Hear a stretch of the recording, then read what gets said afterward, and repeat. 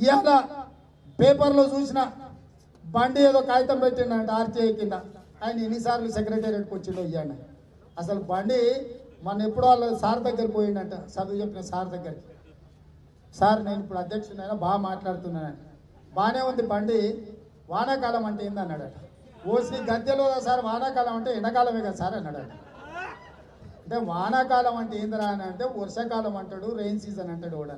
వీడు మాత్రం వానాకాలం అంటే గద్దెలో సార్ ఎండాకాలం అని చెప్పిండాలి. గట్లా అంటాడు ఆ పార్టీకి అధ్యక్షుడు ఉన్నాడు.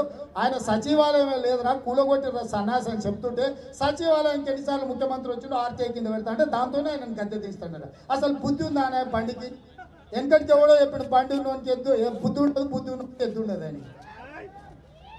ఇవాళ బండి ఆర్టీఐ కింద అడగాలంటే కాళేశ్వరం ఎందులో ఎంత దోసుకున్నారో అడుగు. ఈ ధరణి పేరు మీద ఎన్ని లక్షల ఎకరాలు కొల్లగొట్టినరో అడుగు. ఇవాళ నిరుద్యోగులకు ఉద్యోగాలు ఇస్తాను ఎట్లా మోసం చేసిండో అడుగు.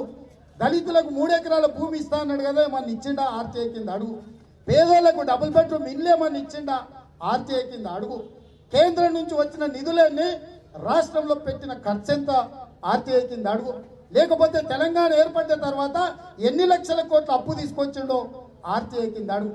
అంతే తప్ప సోయి లేని మాటలు, బుద్ధి లేని మాటలు, తలకాయ లేని మాటలు నువ్వు మాట్లాడక. నీ దగ్గర కేంద్ర ప్రభుత్వం ఉంది, విచారణ సంస్థలు ఉంది. ఇవాళ కేసీఆర్ అవినీతికి పాల్పడుతున్నావు అంటే నేను ఎవడట్టుకున్నాడా చర్యలు తీసుకోనికే? ఆనాడు కాంగ్రెస్ ఉన్నప్పుడు ఈఎస్ఐ కుంభకోణంలో, సహారా కుంభకోణంలో సిబిఐ కేసులు పెడితే ఆ కేసులో ఫైళ్ళని ముడ్డి కింద పెట్టుకొని మోడీ కూర్చున్నాడు. ఆ కేసులలో కేసీఆర్ నువ్వు బొక్కలే కొత్త కేసులు పెట్టాల్సిన పని లేదు.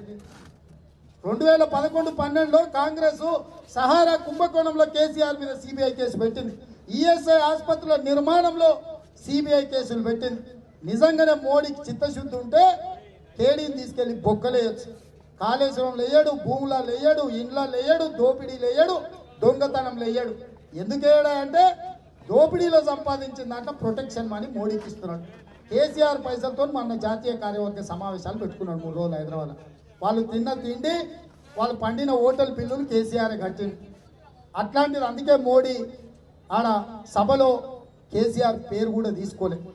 కాబట్టి మిత్రులారా, చివరిగా ఒక్క మాట, ఒక సవాల్ విసురుతున్నా నేను. మీరందరూ కూడా నాకు తోడు ఉండాలి, అండగా నిలబడాలి. మొన్న 3 రోజులు సమావేశాలు నిర్వహించి పరేడ్ గ్రౌండ్లో బీజేపీ సభ పెట్టారు. ఎంతమంది వచ్చినో వాళ్ళనే చెప్పమను. నెల టైం ఇస్తున్నాం. కేసీఆర్ను కూడా పరేడ్ గ్రౌండ్లో సభ పెట్టమని ఉంది. ఆఖరికి కాంగ్రెస్ పార్టీకి, నాకు, మా పట్టణకు, మా మదనకు అవకాశం ఇవ్వమను. నేను ఇవాళ సవాలు విసురుతున్నా. బీజేపీ కంటే టీఆర్ఎస్ కంటే లక్షలాది మంది తీసుకొచ్చి పరేడ్ గ్రౌండ్ లో పరేడ్ చేస్తాం. ఇదే నా సవాల్ బీజేపీ టీఆర్ఎస్ లో.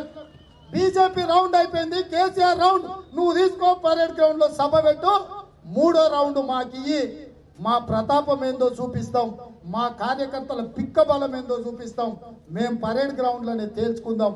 ఎవడి తెలంగాణని ఏలాలో, ఎవడి తెలంగాణ ప్రజలకు అండగా నిలబడ్డాడో, ఎవరికి తెలంగాణ ప్రజలు అండగా నిలబడ్డారో పరేడ్ గ్రౌండ్లోనే తేల్చుకుందాం అని చెప్పి మీ అందరి అనుమతితోనే నేను కేసీఆర్కు, నరేంద్ర మోడీకి సవాలు విసురుతున్నా. మీరంతా సిద్ధమేనా? మీరంతా సిద్ధమేనా? మీరంతా సిద్ధమేనా? మీరంతా సిద్ధమేనా? వెనకాల ఉన్న మా నాయకులు కూడా సిద్ధమేనా? అందరు చేయి పైకెత్తి పిడికిలు బిగించండి. జై కాంగ్రెస్, జై జై కాంగ్రెస్, జై సోనియమ్మ. హాయ్ ఫ్రెండ్స్, మా టుడే టుమారో యూట్యూబ్ ఛానల్ చూస్తున్నందుకు చాలా థ్యాంక్స్. మరిన్ని లేటెస్ట్ వీడియోస్ కోసం వెంటనే సబ్స్క్రైబ్ చేయండి. అలాగే ఈ బెల్ ని కూడా రింగ్ చేసేయండి. మా నోటిఫికేషన్స్ అన్ని మీ మొబైల్లో వస్తాయి. అలాగే మా వీడియోస్ మీకు నచ్చితే లైక్ చేయండి, షేర్ చేయండి, నచ్చకపోతే కామెంట్ చేయండి.